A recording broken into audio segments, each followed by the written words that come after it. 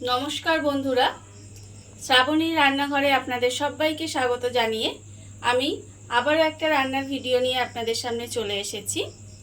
হাতে সময় কম থাকলে ডিমের এই রেসিপিটা আপনারা একবার বাড়িতে বানিয়ে দেখতে পারেন। আশা করি আপনাদের ভালো লাগবে। তার জন্য কিন্তু পুরো ভিডিওটা আপনাদের দেখতে হবে। তাহলে চলুন ডিমের এই রেসিপিটা আমি কিভাবে করি আপনারা একবার দেখে নিন। ডিমের এই রেসিপিটা বানানোর জন্য প্রথমে আমি একটা কড়া নিয়ে নিয়েছি, আর আমি কিন্তু গ্যাসটা অন করিনি, গ্যাসটা অফ করা আছে। এখন এখানে আমি নিয়েছি আলু সেদ্ধ করে রেখেছি, আর ডিমটাও কিন্তু আমি সেদ্ধ করে রেখেছি। এইবারে আলুগুলোকে নিয়ে আমি ছুরি দিয়ে এইভাবে কেটে একটু ছোট ছোট টুকরো করে নেব। প্রথমে এইভাবে ছোট ছোট টুকরো করে নিতে হবে।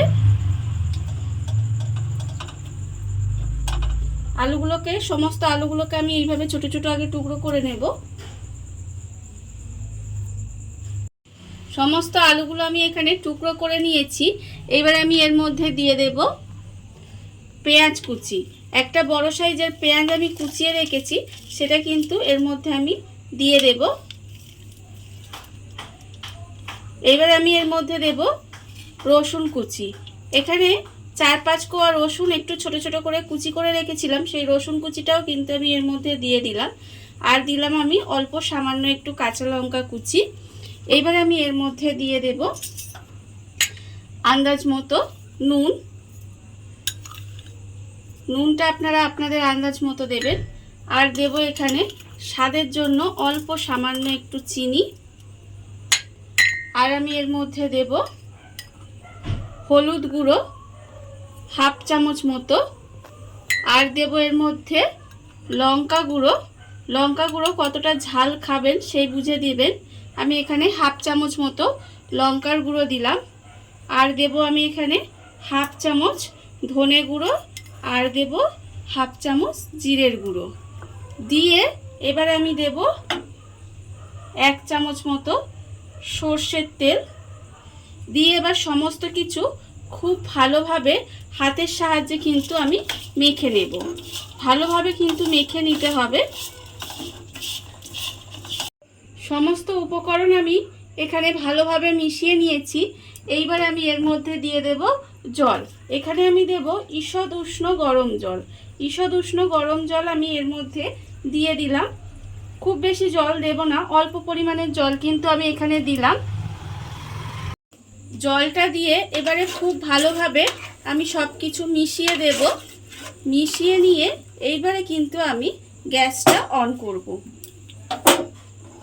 কড়াটা আমি সরিয়ে রাখলাম, রেখে এইবারে আমি গ্যাসটা কিন্তু অন করে দিলাম। দিয়ে এইবারে এটাকে একটু ঢাকা দিয়ে রান্না হতে দিতে হবে কিছুক্ষণ। গ্যাসটা অন করে ঢাকা দিয়ে আমি প্রায় 10 মিনিট মতো রান্না হতে দিয়েছিলাম। এবার আমি ঢাকা খুলে দেখাচ্ছি। দেখুন যে কাঁচা পেঁয়াজ রসুনটা দিয়েছিলাম সেগুলো কিন্তু খুব ভালোভাবে সেদ্ধ হয়ে গেছে। আর এবারে কিন্তু আমি এটাকে ঢেলে নেব। বাটির মধ্যে তরকারিটা আমি ঢেলে রেখে দিয়েছি, আর আবারও কিন্তু গ্যাসটা অন করে কড়া বসিয়ে দিয়েছি। এইবার আমি কড়ার মধ্যে দিয়ে দেব সর্ষের তেল। প্রায় 3 থেকে 3.5 চামচের মতো সর্ষের তেল আমি এখানে দিয়ে দিলাম। এবারে তেলটা একটু গরম হতে দেব। তেলটা আমার এখানে গরম হয়ে গেছে। এইবারে আমি তেলের মধ্যে যে ডিমগুলো সেদ্ধ করে রেখেছিলাম সেই ডিমগুলো আমি তেলের মধ্যে দিয়ে দেব। দিয়ে ডিমগুলোকে একটু লাল করে ভেজে নিতে হবে।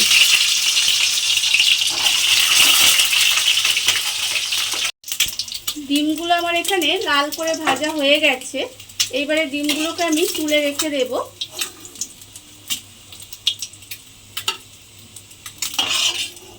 ডিমগুলো আমি এখানে ভেজে তুলে রেখে দিয়েছি। এইবারে ওই তেলের মধ্যে দিয়ে দেব একটা তেজপাতা, আর আমি দেব অল্প একটু গোটা গরম মশলা, আর দিলাম অল্প একটু জিরে। দিয়ে মশলাটা আমি একটু ভাজা ভাজা করে নেব। করে নিয়ে এইবারে আমি ওর মধ্যে যে তরকারিটা বানিয়ে রেখেছিলাম সেই তরকারিটা কিন্তু এর মধ্যে ঢেলে দেব। তরকারিটা আমি এর মধ্যে ঢেলে দিলাম। এইবারে আমি এর মধ্যে যে ডিমগুলো এখানে ভেজে রেখেছিলাম সেই ডিমগুলোও কিন্তু সমস্তটা এর মধ্যে দিয়ে দেব। দিয়ে এইবারে আবারও কিন্তু কিছুক্ষণ একটু রান্না হতে দেব। ডিমটা দিয়ে আমি কিন্তু আবারও তরকারিটা বেশ কিছুক্ষণ রান্না হতে দিয়েছিলাম। ঠিক এরকম মাখা মাখা হয়ে গেছে। এইবারে আমার কিন্তু রান্নাটা হয়েই এসেছে। নামানোর আগে আমি এর মধ্যে দিয়ে দেব অল্প সামান্য একটু গরম মশলা গুঁড়ো দিয়ে এবারে খুব ভালোভাবে মিশিয়ে দিতে হবে। মিশিয়ে নিয়ে গ্যাসটা অফ করে দিলেই কিন্তু আমার রান্নাটা রেডি হয়ে যাবে। হাতের সময় কম থাকলে ডিমের এই রেসিপিটা একবার বাড়িতে বানিয়ে দেখতেই পারেন, ভীষণ ভালো খেতে হয়। আজকের এই রান্নাটা আপনাদের কেমন লাগলো সেটা কিন্তু জানাতে একেবারে ভুলবেন না। আজকের মতো এইটুকুই। আপনারা সবাই ভালো থাকবেন, সুস্থ থাকবেন। আবারও হাজির হব নতুন কোনো রান্না নিয়ে।